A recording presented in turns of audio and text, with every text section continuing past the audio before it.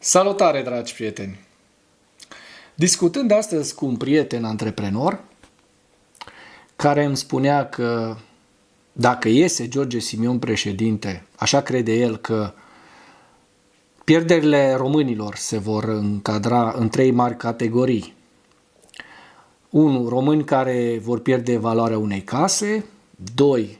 Români care vor pierde valoarea unei mașini bune. Și 3. Români care vor pierde valoarea a două beri. Da, două beri. Și eu zic da, poate că în prima fază, în primele o săptămână, două, se vor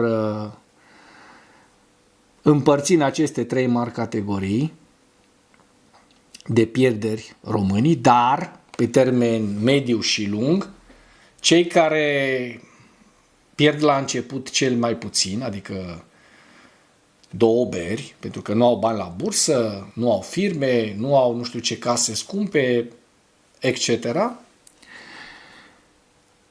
Acei români, pe termen mediu și lung, vor pierde cel mai mult, adică vor pierde inclusiv securitatea alimentară.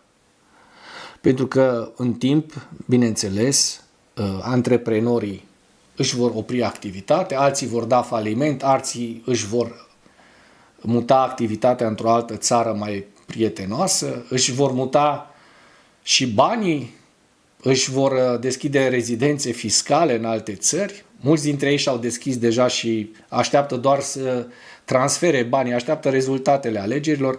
Cineva, parcă Oana N. Dogioiu, parcă, spunea astăzi la radio că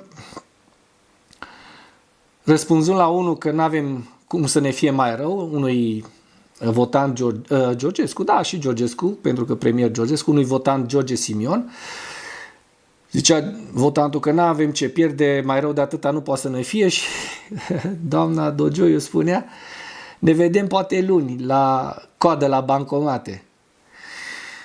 Eu sper să ne ajungem acolo și să votăm cu cap, pentru că dincolo de această categorisire pe care o facem astăzi, cele trei mari pierderi cum ar putea fi, pe termen scurt, pe termen mediu și lung ar pierde toți românii. Și cel mai mult afectați ar fi chiar votanții, care astăzi nu sunt conștienți de acest lucru. Așa cum v-am promis, săptămâna trecută am realizat ieri, și acum o să discutăm, o să intrăm pe tabele, am realizat pe Animatura un sondaj, au răspuns așa cum se vede 730 de votanți, sunt 730 de voturi, cu cine intenționați să votați pe 18 mai și avem 89% Nicușor Dan, 11% George Simion. Sigur că da, sunt în bula Animatura, un canal de 9300 de urmăritori. Mulțumesc tuturor urmăritorilor care au răspuns la acest sondaj.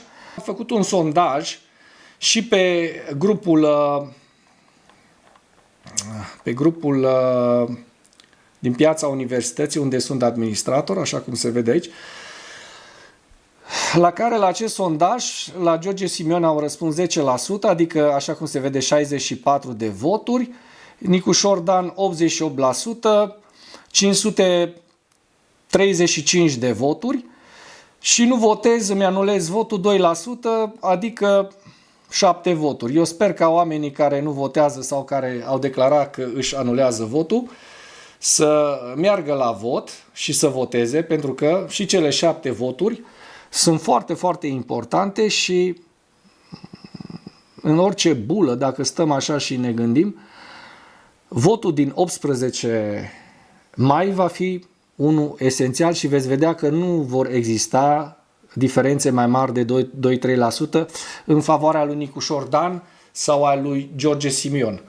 Eu totuși sper ca până la urmă rațiunea și bunul simț să învingă și încă o dată vă îndemn, oameni buni, mergeți la vot.